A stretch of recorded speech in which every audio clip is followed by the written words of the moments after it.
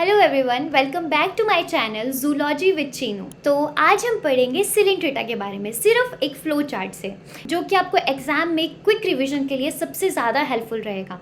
इसमें मैं आपको पॉलिप और मेड्यूसिफॉर्म विद डायग्राम्स डिटेल में बताऊंगी और इसमें अल्टरनेशन ऑफ जनरेशन भी बताऊंगी और बहुत सी चीज़ें विद डायग्राम्स बताऊंगी।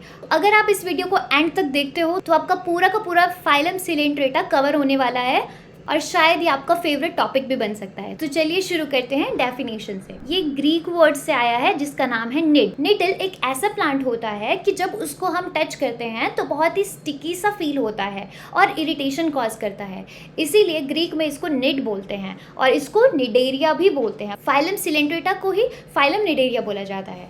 तो अब इसकी डेफिनेशन देख लेते हैं। इनवर्टिब्रेट्स, जैसे कि एग्जाम्पल दिया है हाइड्रा, जेलीफिश, सी anemone, corals under phylum Cnidaria. ये सारे फाइलम निडेरिया में आते हैं। पोजेस स्टिंगिंग सेल्स, इनमें एक स्टिंगिंग सेल्स होते हैं, एक चिपकने वाले सेल्स होते हैं जिनको हमने निमेटोसिस्ट बोला है इनके टेंटिकल्स में। अब हम इसके एग्जाम्पल्स देख लेते हैं। ये है जेलीफिश, ये है सी एनीमोन, कोरल्स एंड हाइड्रा। इनके जो ये टेंटिकल्स होते हैं ना, ये इनमें एक स्टिकी सब्सटेंस होता है जिसको हम निमेटोसिस्ट बोलते हैं। इसके इंट्रोडक्शन देख लेते हैं। ये तो हमने पढ़ ही लिया। इसमें हाइड्रास हैं, कोरल्स हैं, जैसे ये हैं हमारे सिलेंट्रेट्स, कुछ इस तरह के दिखते हैं। Next, known for simple body design and carnivores feeding. तो इनकी बॉडी सिंपल होती है और इसका जो बॉडी प्लान होता है डिप्लोब्लास्टिक होता है, मतलब 2 सेल लेयर्स होती हैं।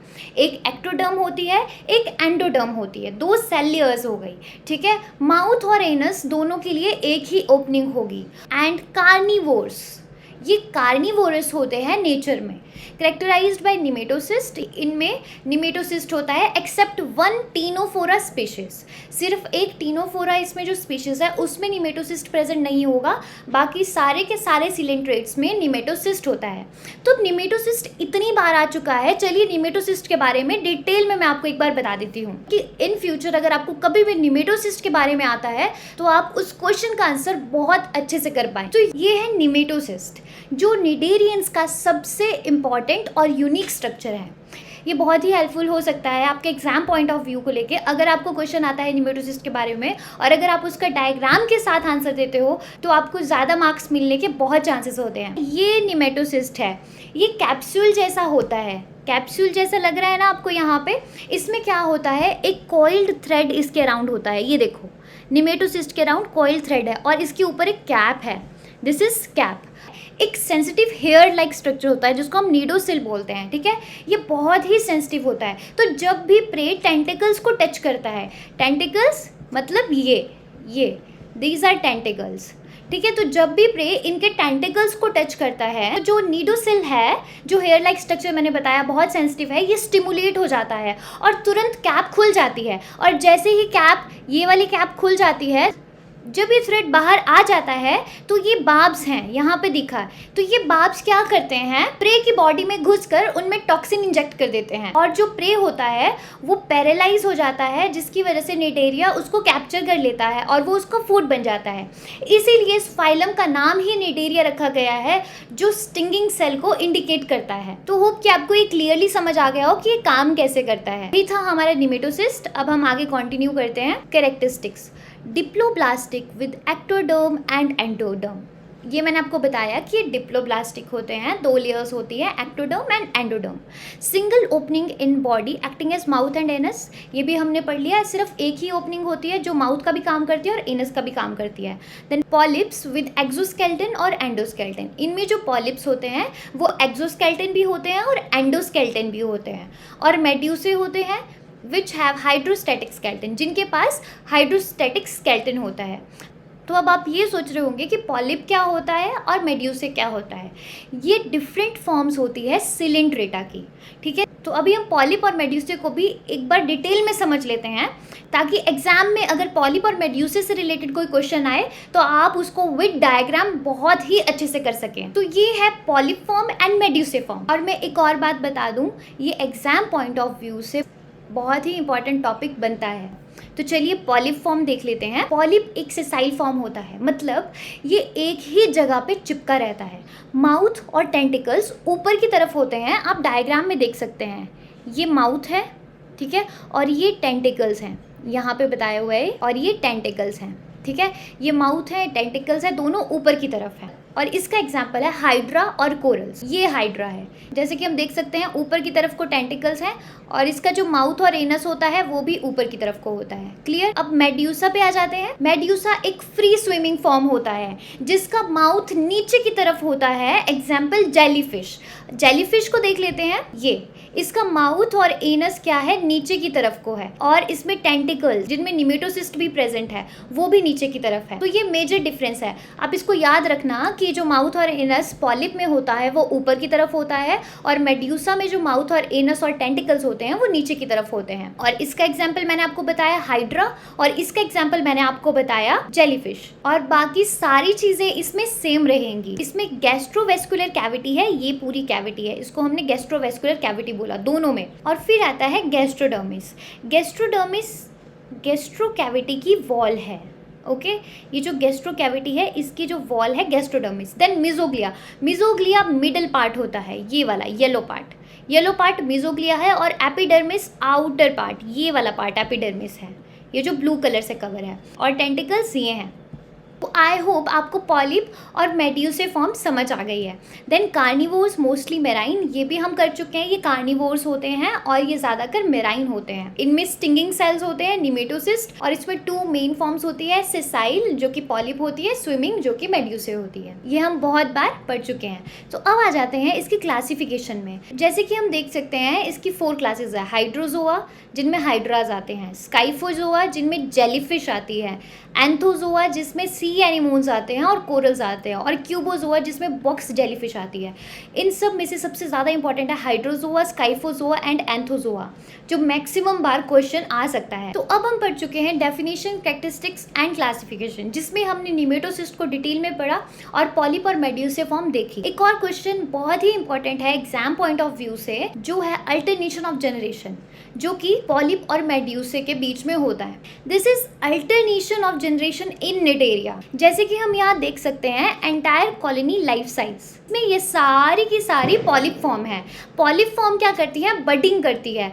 अगर हम इस कॉलोनी का ये वाला पार्ट देख लें, ओके तो ये है पॉलिप फॉर्म। ये पूरी की पूरी क्या है, पॉलिप फॉर्म है।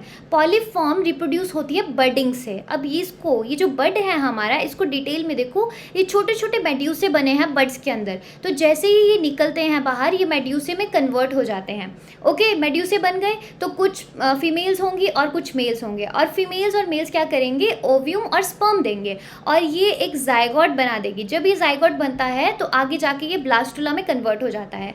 फिर ये बनाता है प्लैनुला, जो कि एक स्विमिंग फॉर्म होती है, और उसके बाद ये एक सेसाइल फॉर्म बना देते हैं, जो कि ग्राउंड के साथ चिपक जाती है एक जगह पे, और फिर से अपनी नई कॉलोनी स्टार्ट कर देते हैं बनाना एसेक्सुअल बडिंग के थ्रू। तो अभी हमने देखा कि जो मेड्यूसा है, ये मेड्यूसा है, इसमें सेक्सुअल रिप्रोडक्शन हो रही है। ओव्यूम और स्पर्म दो अलग अलग मिलके हमारे प्लैनुला बना रहे हैं, और ये जो पॉलिप फॉर्म है इसमें हमारी एसेक्सुअल बडिंग हो रही है। ये बर्ड्स बना रहे हैं और फिर बर्ड्स से हमारे मेड्यूसे निकल रहे हैं। क्लियर।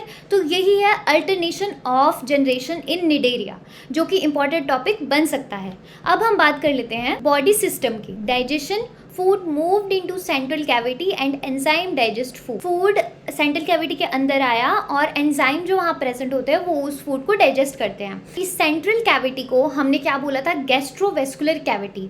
तो फूड डाइजेशन वहाँ होती है, और वहाँ पे एक्स्ट्रा सेलुलर और इंटरसेलुलर दोनों डाइजेशन होती है।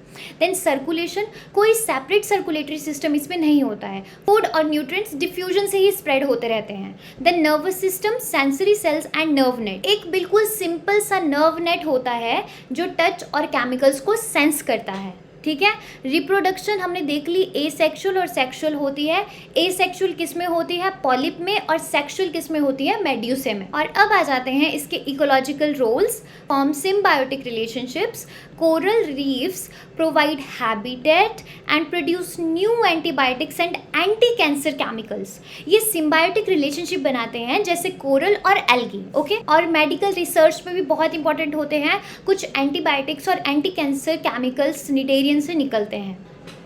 तो अब आ जाते हैं हम एडवांटेजेस ऑफ पॉलिप फॉर्म। जैसे कि निडेरियन होते हैं, हाइड्रा, कोरल, सी एनिमल। तो इनकी बॉडी में 2 फॉर्म्स होते हैं, ये हमने पढ़ लिया, पॉलिप और मेड्यूसे। पॉलिप जो हमने देखा वो ट्यूब जैसा होता है और मेड्यूसे जो हमने देखा वो फ्री स्विमिंग होता है। तो एडवांटेज यहाँ पे पॉलिप फॉर्म के देख लेते हैं। Find new food, hide from predators, if sessile avoid being washed assure. मतलब पॉलिप जो होते हैं वो अपने टेंटिकल्स पानी में फैलाकर आसपास से खाना इजीली पकड़ लेते हैं। ओके, वाटर करंट के साथ भी इनको खाना इजीली मिलता रहता है। और पॉलिप जो होते हैं वो छुप सकते हैं रॉक के क्रैक्स में, कोरल्स में। इससे एनिमीज उनको आसानी से नहीं खा पाते हैं। If sessile avoid being washed assure, इसका मतलब है जैसे पॉलिप फॉर्म जो है वो एक जगह चिपक जाता है तो वेव्स या करंट उसे किनारे पे नहीं ले जा सकते, मतलब ये सिक्योर रहता है। यही है इसके एडवांटेजेस। देन आते हैं रिप्रोडक्शन पे। ये हमने बहुत बार पढ़ लिया है पहले भी। बोथ एसेक्सुअल भी होता है और सेक्सुअल भी होता है। जो पॉलिप फॉर्म्स होती हैं वो बडिंग करती हैं और जो मेड्यूसे फॉर्म होती हैं वो सेक्सुअली रिप्रोड्यूस होती हैं। उनमें गैमीट्स होते हैं, एक स्पर्म और ओव्यूम मिलके जायगोट बनाते हैं। Life cycle often shows alternation of generation. Alternation of generation दिखाती है इसकी पूरी लाइफ साइकिल, जो कि हम डिटेल में देख चुके हैं। तो आज हमने क्या क्या देख लिया? फाइलम सिलेंट्रेटा देख लिया, उसकी डेफिनेशन, इंट्रोडक्शन, उसके general features, example, classification, body forms जैसे कि पॉलिप और मेड्यूसे, और उसका रिप्रोडक्शन कैसे होता है, और इकोलॉजिकल इंपॉर्टेंस। ये पूरा का पूरा सिलेंट्रेटा हमने सिर्फ एक फ्लो चार्ट से कवर कर लिया है। अगर आपको मेरी वीडियो अच्छी लगी हो तो please like, share and subscribe करें। Thank you.